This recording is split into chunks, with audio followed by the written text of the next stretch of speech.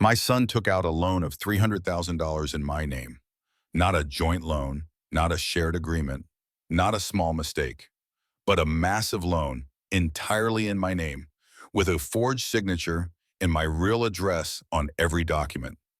I discovered this one Tuesday morning while making coffee in my small kitchen in Spokane, Washington. The quiet two-bedroom apartment, the familiar creaky wooden floors beneath my feet, and the weak March sunlight still filtering through the old yellow curtain. I picked up a stack of mail from the dining table, tore open an envelope from First Alliance Bank, thinking it was just some routine notice. Maybe an account update or an advertisement for a special loan offer. I had been retired for 7 years, living solely on my pension and the remaining savings from my time as a credit manager at the regional bank. I don't take out loans. I never needed to. But then the number appeared right on the first page, $300,000. Delinquent notice. I stood still for a few seconds, my heart pounding so hard I thought I must have misheard.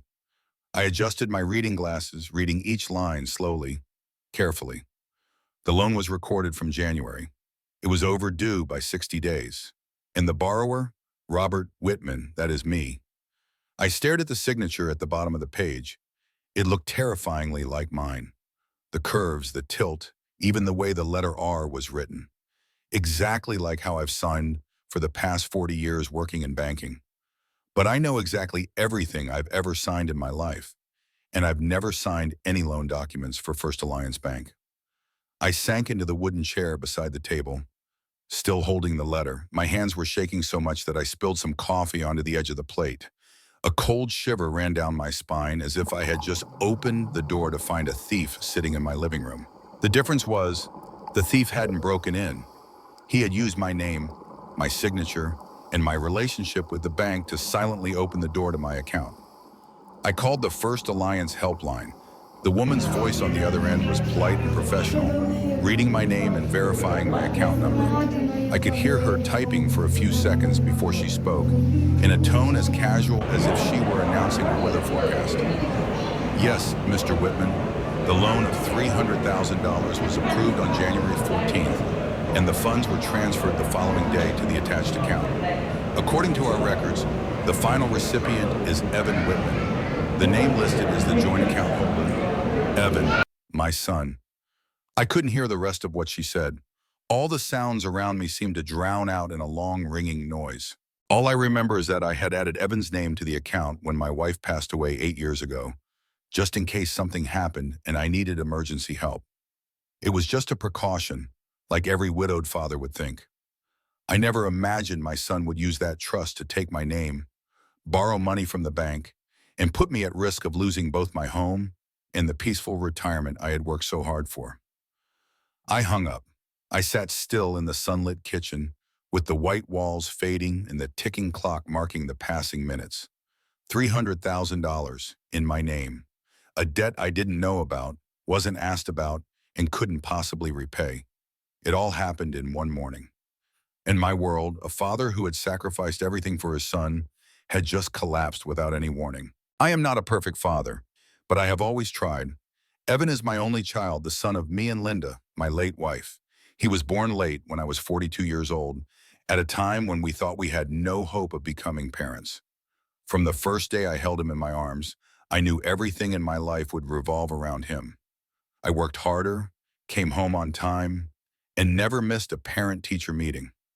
I read books on modern parenting, even though those thin pages completely contradicted the way I grew up in a farming family in Montana. Evan is not like me. He had a clear talent, drawing from a young age, passionate about painting, seeing images where I only saw outlines. Linda once said our son sees the world through watercolor. I didn't understand much about art, but if that's what made him happy, I was ready to support him. When Evan entered college, I was 59 years old. I was working as a credit manager at the Spokane branch of Inland Empire Bank. The salary was decent, but not enough to spare. Linda had passed away a year earlier, and I was still paying off the debt for our small two-bedroom house in South Hill. But I didn't want Evan to worry about money. So I started working extra hours in a photocopy shop in the commercial district. 3 nights a week, I stood printing stacks of tender documents, plans, conference slides, until 11 p.m. No one knew I worked there. I didn't tell Evan, nor did I tell my colleagues at the bank. I just knew every time I transferred tuition fees into his account, my heart felt a little lighter. I still clearly remember the feeling of standing by the printer at 10:30 p.m., the smell of hot ink, my hands aching from stacking paper. But my heart was happy thinking, he's studying what he loves. As a father, that's all I need. By the time Evan was in his final year of college, I sold my 2008 Chevy Impala, the car I had taken care of for almost 10 years. I told everyone I wanted to downsize, spend less on gas, but the truth was I sold it to help Evan buy a studio set and intern in New York. He didn't know this. I just drove an old Toyota I bought from a mechanic friend. The day he graduated, I sat in the fourth row of the university auditorium, wearing the oldest suit Linda had bought for me. I took pictures of Evan holding his diploma, his eyes shining like everything I had ever dreamed for him. At that moment, he hugged me tightly and said, "When I succeed, I will take care of you like a king." I remember laughing loudly. "All I need is to sit quietly in this house and watch the evening news," I replied. But deep down, I felt something silently taking root. Hope, faith, the kindness from a son. Then Evan met Samantha. The first time I met her was at a student exhibition at the Art Center. She wore a light blue dress, blonde hair, and smiled charmingly. She was polite, always asking questions, even calling me Mr. Chan. Whitman, though, I had told her, "You can call me Robert." I saw Evan happy beside her, more confident, planning his life. Samantha came from Portland, grew up in a well-off family. Her father was the director of a real estate consulting firm. She had great taste, was eloquent, and knew how to make others feel heard. But over the years, I started to notice something a little off. She controlled Evan's schedule. She picked the projects he should be involved in, eliminated those that weren't classy enough. She edited every one of Evan's portfolios, turning down offers from smaller studios. I saw my son slowly stop painting the things he used to love, gentle watercolors, everyday sketches, and instead he was working on abstract themes following trends, commercialized. When I asked, Evan just laughed. "You know, Dad, Samantha understands modern art better than I do. I just need to do the creative part." I didn't say anything at that time. Maybe I should have spoken up sooner. When they decided to get married, I was happy for my son. I believed Samantha would bring balance to what Evan lacked. But that wedding went beyond our family's means. She wanted an outdoor wedding at Coeur d'Alene Resort, an evening party with a live band, a wedding dress ordered from New York, gold-embossed invitations. I tried to persuade Evan to cut down, but he just said, "Dad, this is the most important day of my life. Samantha has dreamed of this day her whole life." So I opened my retirement account and withdrew $24,000. Then the next year, Evan said he wanted to open a gallery, Whitman Art and Light, a modern space blending art and technology. I thought the idea was worth a try, and Evan truly had potential. But the bank declined the loan due to the lack of credit history. Samantha suggested, "If Dad co-signs, we'll get approved right away." I didn't hesitate. I remember that night, sitting in the living room signing the papers, only thinking of the day Evan would succeed. The grand openings, paintings displayed in Seattle, then San Francisco, maybe even Europe. That gallery lasted 6 months. Business was slow, the rent was too high. They closed down without selling half the paintings. I asked Evan, "What are you going to do now?" He replied, "Samantha has another plan. She's working with an investor in California to open a studio that meets international standards. I just need to focus on creating." I didn't object. I didn't interfere. I trusted that my son, no matter how many times he fell, would eventually find his way back. But when I saw the $300,000 on the overdue notice that day, I realized I didn't know who Evan was anymore. And Samantha, the sweet daughter-in-law who once politely called me Uncle Robert, had now turned into a controlling, clever woman who knew how to turn others' trust into a tool for her own dreams. A dream that I, this father, had unknowingly funded down to the last penny. I began to notice small changes about a year after Evan and Samantha moved to the Ridge, a newly built penthouse on the north side of the city. Before that, they lived in a small apartment next to Manito Park, modest but cozy. But then suddenly they bought a new house with custom designed interiors, quartz countertops in the kitchen, and a balcony overlooking the city. Evan sent me a picture of the kitchen with a short message.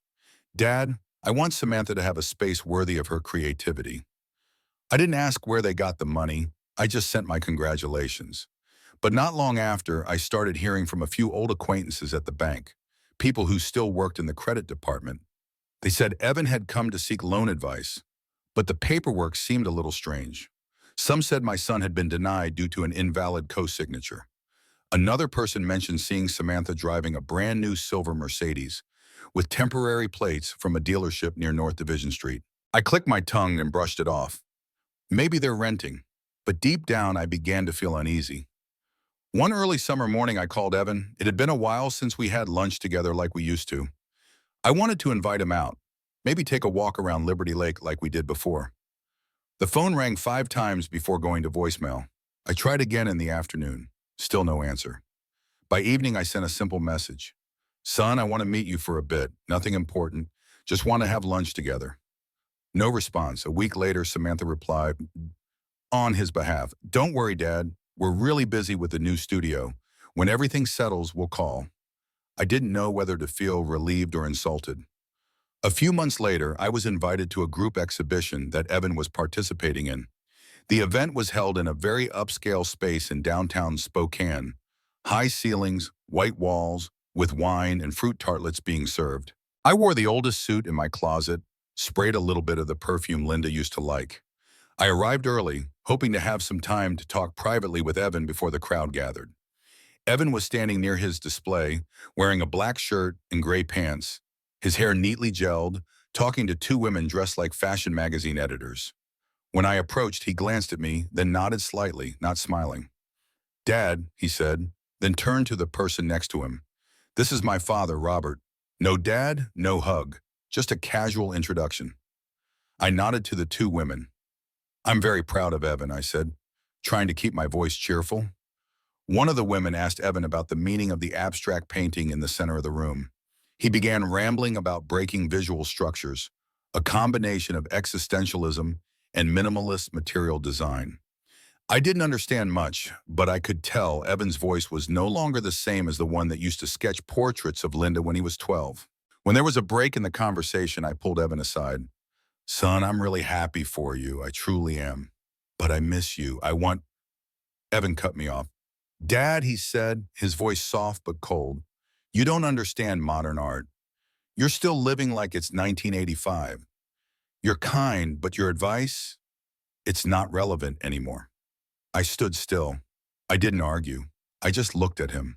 The son I once held in the hospital, now speaking to me as though I were a bothersome guest at the front desk.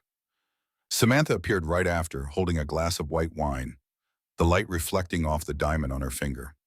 You made it, Robert, she said, smiling with her lips but not her eyes. Evan mentioned you'd be here. I thought you were busy. But it's great. How do you find the piece, Hollow Manifestation? I looked at the gray canvas with its tangled oil brush strokes. Honestly, I don't understand it. Samantha chuckled softly, then turned to Evan. The older generation often feels uncomfortable with breaking the order. Then she turned back to me. It's okay. Feel free. There's some really good lemon cake here.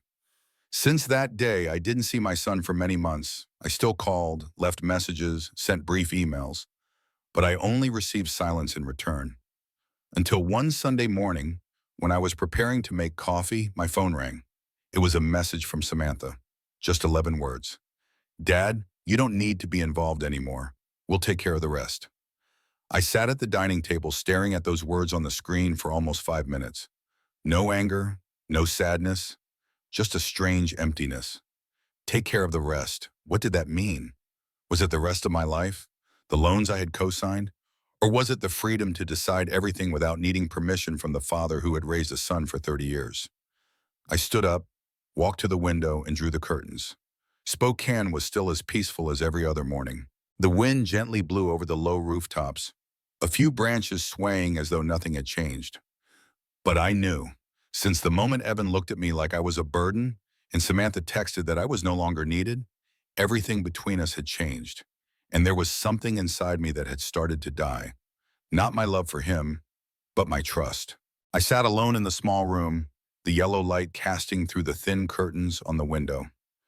In front of me was a pile of paperwork, old ledgers and letters, stacked like shattered pieces of a life once peaceful. I realized a harsh truth I didn't want to believe. I was no longer a father in Evan and Samantha's eyes. I was just a financial tool, a name, a signature, a credit relationship for them to exploit and deceive. I once thought family was a place where you were loved unconditionally. But now my family had turned into a cold transaction, where I was nothing more than collateral for someone else's dream. I was in pain, but I didn't scream. I didn't shout. I quietly sat down, and began my work. The work of a man who wanted to regain control of his life. Each bank statement, each wire transfer, every old email, every loan document I was lured into signing, all now lay in my hands. I flipped through each page, searching for signs of irregularities, for gaps in the truth that I had been kept from. There were documents I no longer remembered signing. There were fine print clauses I wasn't sharp enough to see at the time, traps that had been set. I recalled the evening when Samantha came to my house, hand in hand with Evan, asking me to co-sign a loan. She smiled sweetly, saying it was a good opportunity to help my son move forward. I agreed because I trusted them. I trusted my son, and I trusted my gentle, intelligent daughter-in-law. Now it all turned out to be a clever game, a performance put on right in front of me to seize my assets and my peaceful life as an old man. I remember the utility bills for the studio, the small loans Samantha took out under Evan's name with my consent, the money I transferred to the partners I had never heard of. Little by little, I gathered evidence. I printed emails exchanged between Evan and the banks, which contained parts where Evan and Samantha discussed how to hide information. I copied messages Samantha sent to Evan, suggesting using the loan money to buy luxury items instead of investing in the art business, as they had told me. I read them over and over again, my heart growing heavier with each word. The feeling of betrayal weighed heavily on my heart, but instead of shouting, I chose silence. Silence is not weakness. Silence is preparation. I called my old lawyer, the one who had been with me through the many years I worked at the bank. I asked for help in revoking the bank access I had given to Evan. I didn't want my name used as a tool anymore. I also sent emails to the partners Evan and Samantha had mentioned. The ones I had heard were deceived by promises of profit or art investment. I knew the road ahead would be difficult, but I couldn't stand by and watch my assets and reputation be destroyed while my family turned their backs. Each document, each message, each contract was a piece of the puzzle that helped me recreate the portrait of betrayal. I sat for hours, my eyes blurry, my hands sore, but I couldn't stop. I needed to know the truth. I needed to make clear who was behind all of this. I needed to regain control of my life, even if it was too late. And from that moment on, I was no longer the man who was taken advantage of. I began the journey of seeking justice step by step, with the coldness and determination of someone deeply betrayed but unwilling to fall. Because sometimes a father's silence is the coldest, most weighty response. The next morning, I immediately called my old lawyer, Tom Blake, a longtime companion who had helped me handle many complicated banking documents. His voice was still warm and familiar, like those afternoons spent having coffee and chatting after work. I need your help with something, I said directly. Stop all financial authorizations I've granted to Evan Whitman. Tom was silent for a moment before replying, Robert, are you sure? This is a big step, especially when it comes to your son. Sure, I answered firmly. I can't let myself continue being exploited. If I don't cut this off now, things will get worse. He scheduled a meeting at his office in a few days to handle the paperwork. I also asked him to prepare a report on the financial fraud and send it to First Alliance Bank and relevant authorities. The next day, I went directly to the bank. The feeling of walking into the familiar building, the place where I had worked for decades, now felt both familiar and strange. I met Margaret Wells, the head of customer service, who had helped me last time when I discovered the loan. I presented the case clearly and in detail. I never approved any loan for Evan. I believe this is fraud, and I want the bank to initiate an internal investigation. Margaret looked at me with a mix of sympathy and professionalism. We will cooperate with you, Mr. Whitman, But please be aware this process could take time and will require your full cooperation. I nodded. I knew this path would be difficult, but I had no other choice.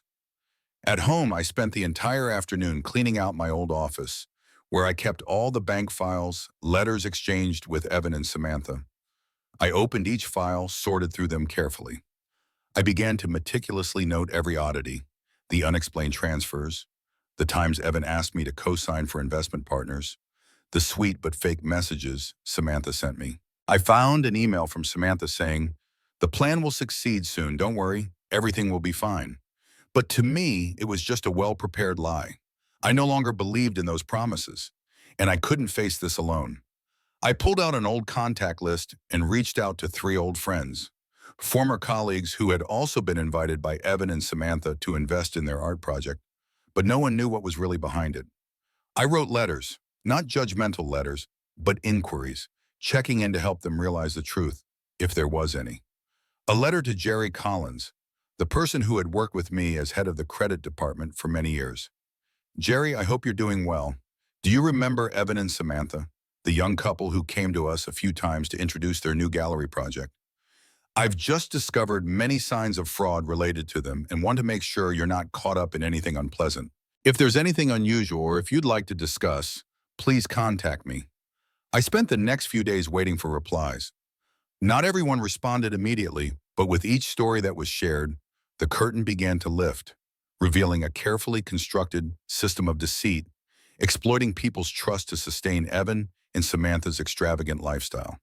Some spoke about Samantha's promises to return money, only to disappear without a trace. Others spoke about Evan repeatedly asking them to sign loan agreements that were never paid back on time. I felt their pain, the despair when they realized they had been exploited just like me. But I wouldn't allow myself to be crushed. Step by step, I gathered evidence connecting the scattered pieces. I knew to succeed, I couldn't rely solely on emotions. I had to use my clarity, my years of banking experience, and the strength of perseverance. I started recording everything: dates, amounts, locations, involved parties. I built a detailed case file that I believed would be irrefutable. Quietly, I prepared for the upcoming confrontation. A confrontation not only with Evan and Samantha, but also with the betrayal of those who once called themselves family. I was no longer the man who had been deceived and wronged. I was Robert Whitman, a father, a former credit manager, and a warrior for the truth.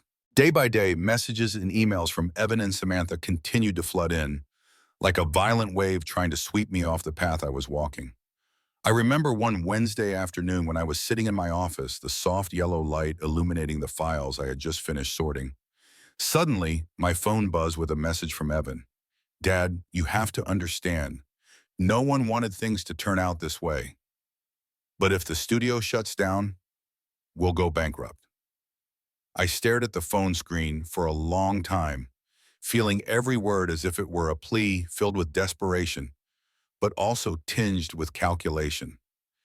Evan, the son I had once hoped would mature, live by the values his mother and I had taught him, now seemed to be nothing but a lost man trapped in a maze of finances and lies. I didn't respond to the message right away. The emotions within me were overwhelming, but not pity or resentment. It was a sadness, a sense of emptiness, realizing that the child I had raised had suddenly become a stranger to me. And shortly after, within a few hours, an email from Samantha appeared into my inbox with a cold and challenging tone. "If you don't want to be known as the one who destroys your child's dreams, handle it properly. We've done everything we could, but you've only stood by and destroyed it. What can you do to help? Or do you want to witness the studio's collapse?" I sat silently before the screen, each sentence in the email cutting into my heart like a cold knife. It wasn't a cry for help, nor was it an admission of wrongdoing or an apology. It was a challenge, a pressure pushing me into a corner, forcing me to yield. They thought I would be scared, that I would bow my head before their veiled threats. But I am not someone who is easily intimidated. I opened my computer, typed a brief reply to Samantha, without any fancy words, no explanations. "Make sure all the documents are prepared properly. On the opening day of your studio, I will be there." I sent it and put the computer down, my heart filled with a sense of calm, a rare confidence deep within my soul. I wanted them to understand that I held in my hands enough evidence to destroy everything they had built on a foundation of lies.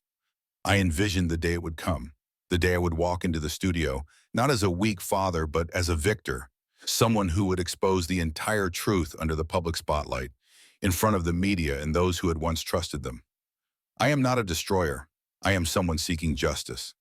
The silence and composure within me now is a sharper weapon than any words or angry actions.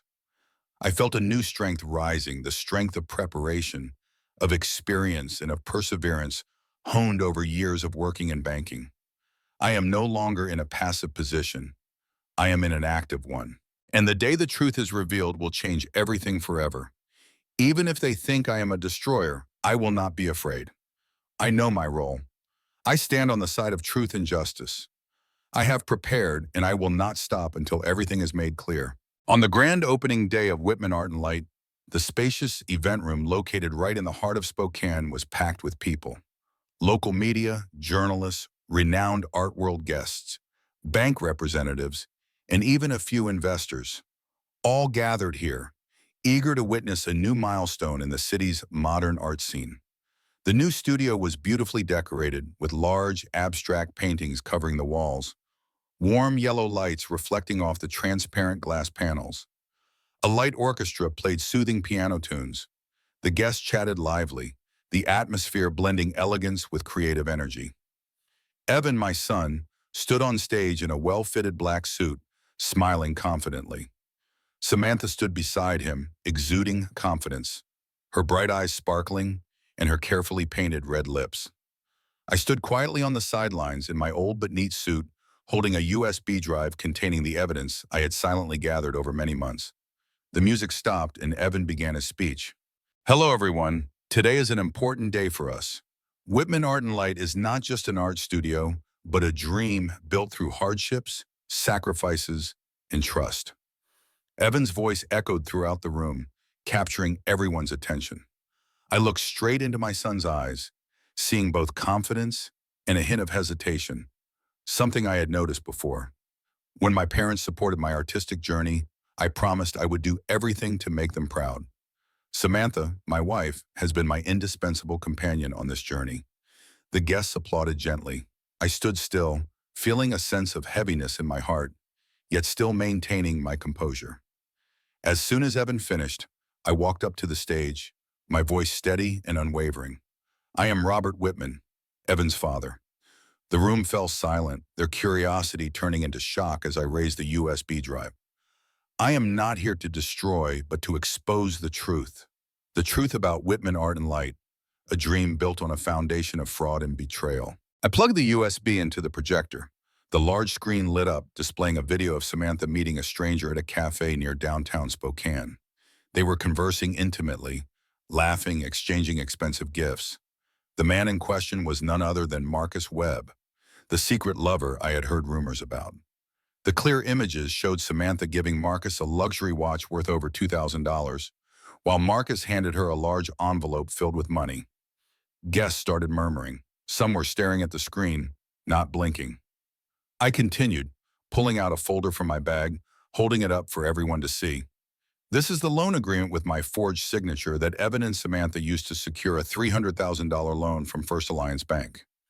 I held up a large copy of the agreement where my signature, almost identical to my real one, was clearly forged. This is an email from Samantha to Evan instructing how to use the loan to buy luxury items and cover personal expenses rather than investing in the studio.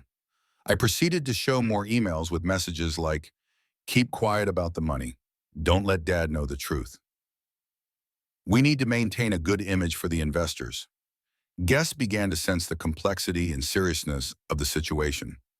I moved on to the final part, testimonies from 3 other victims, people who had trusted Evan and Samantha, who had been lured into investments and lost both money and trust. I read each testimony clearly and decisively. Mrs. Marianne, Evan's neighbor, lost nearly $10,000 because she trusted the promise of a false art project. Mr. Michael Reese, a small investor, lost all his money supporting the studio. Mr. Jerry Collins, my old colleague, who signed an investment contract but never received any profit. The guests' expression shifted from curiosity to disappointment, even anger. Some took out their phones to record and live stream the event. The studio organizers seemed lost, while Samantha and Evan stood together, their faces changing color. Immediately, a representative from First Alliance Bank, who was at the event, stepped onto the stage. With the evidence presented, we will freeze the account of Whitman Art and Light and suspend all transactions. The bank will cooperate with the authorities to investigate the case. The studio's grand opening, Ipinastamain, once expected to be a joyous occasion, suddenly turned into a public trial, where all dark secrets were exposed.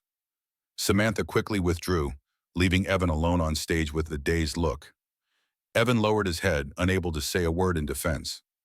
I glanced at them once, then turned and walked off the stage. Inside, I didn't feel the joy of victory, only a sense of relief for someone who had regained the truth and justice through the power of silence and patience. Samantha left. It wasn't just leaving the studio or backing out of the project.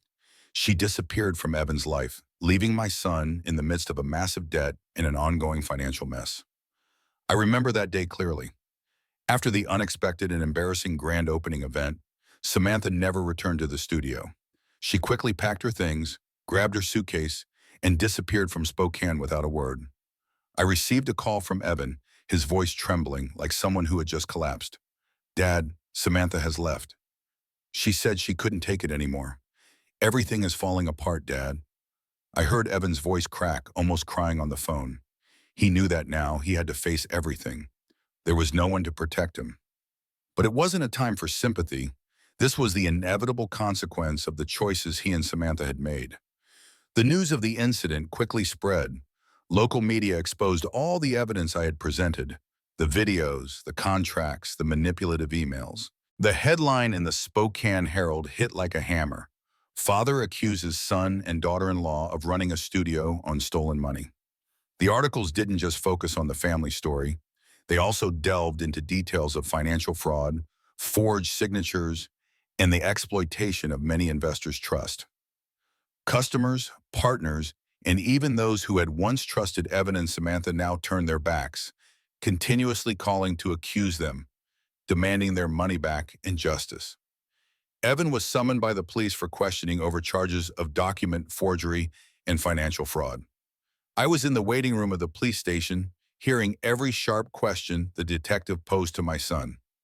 Do you know that you used your dad's forged signature to borrow money from the bank? Evan lowered his head, silent. Can you explain the money transfers to an account belonging to a man named Marcus Webb? He shook his head, his voice choked. I don't know. The detective was firm. We will continue the investigation. This case is very serious. The feeling of suffocation and distress enveloped Evan. One time when I visited him, he looked at me with a confused and exhausted gaze. Dad, I don't know what to do anymore, Evan said softly. Everything I did, I thought it was for the family. I never thought it would lead to this. I looked straight into his eyes, my voice steady. You were wrong in choosing this path, but now it's time to take responsibility. I am here to help you stand up, not to protect your mistakes. Evan nodded, tears silently falling down his cheeks. Not long after, Evan filed a lawsuit against Samantha for exploiting him to carry out fraudulent activities, violating contracts, and misappropriating assets. The lawsuit was sent to the court, and with my cooperation and the evidence I gathered, Samantha could no longer escape legal responsibility. She tried to avoid capture, moving constantly between cities, but with the support of the law and the police, Samantha was finally tracked down and forced to face the lawsuit. The media continued to follow the case closely, with articles analyzing the details of the conspiracy, fraudulent activities, and the trust crisis in the local art community. People started talking about the fraudulent couple and the legendary studio's collapse. Among them, many victims of Evan and Samantha spoke out, sharing their painful stories with regret.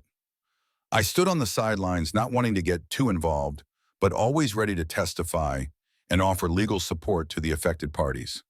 Once, an elderly victim tearfully said, I lost all the money I saved my whole life. I trusted the Whitman family and invested. Now I know I was deceived. I held her hand, feeling my heart sink. Gradually, Whitman Art and Light's accounts were frozen, loans were recalled by the bank, and assets were seized to pay off debts. Evan faced the threat of complete bankruptcy, his future frozen in a web of legal disputes. But through it all, I knew this was inevitable. Justice must be served to those who were harmed, no matter how painful it might be. One evening, Evan called me again, his voice weak and full of regret. "Dad, I know I was wrong. I want to make things right, to start over. Can you forgive me?" I sighed and answered, "You can start by facing the truth and taking responsibility for what you've done." "I will, Dad, I promise." I looked out the window, seeing the streetlights flicker in the night. I knew this was the first step of a long journey, not just for Evan, but for me and all those who had been hurt by this betrayal. This is not just a story about a broken family, but also a story of truth being exposed, justice being served, and valuable lessons about trust, honesty, and responsibility. After all the storms of life, I returned to my small apartment. It remained unchanged, like a silent witness to the years that had passed. The room, though humble, was warm, with the morning light filtering through the window, casting a gentle glow over the small pots of flowers I had recently planted. Every morning I spent a few minutes taking care of them. The orchids swayed in the gentle breeze, fresh and vibrant, like a reminder that life goes on, despite all the deep scars it may have left. One day, while I was watering the flowers by the window, there was a knock on the door.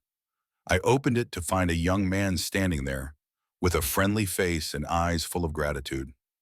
"Uncle Robert, I'm Kyle, Evan's old schoolmate," he said, slightly hesitating.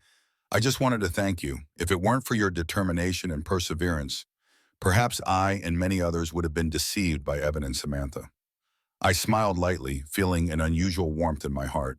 "Kyle, I'm glad to hear that. What matters is that we learn from the past to avoid repeating the same mistakes." We sat and talked for a while. Kyle shared the hardships he and some of his friends had faced when they trusted Evan, losing their money, trust, and even hope.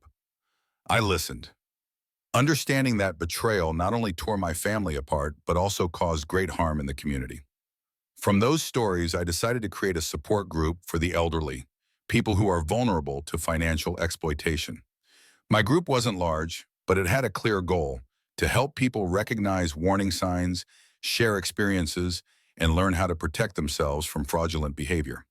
Every week, I organized meetings, inviting financial experts and lawyers to share their knowledge, while also creating a space for everyone to share their own stories. The greatest joy for me was seeing participants become more confident, knowing how to safeguard their assets, and most importantly, feeling listened to and respected. One afternoon, as I was preparing coffee in the small kitchen, I sat down to read the thank you letters the group had received. The shaky handwriting, but full of warmth, made me smile. "Thank you, Uncle Robert, for giving us back our faith. Thanks to you, I'm no longer afraid of being deceived." I set the letter down, looking out the window where the flowers were still blooming brightly. A sense of peace spread in my soul, gentle as the breath of spring. In that moment, I thought to myself, sometimes the silence of a father is the heaviest response. There's no need for loud words or noisy battles, just determination, courage, and a sincere heart, and justice will find its way. And I, Robert Whitman, had found my own peace.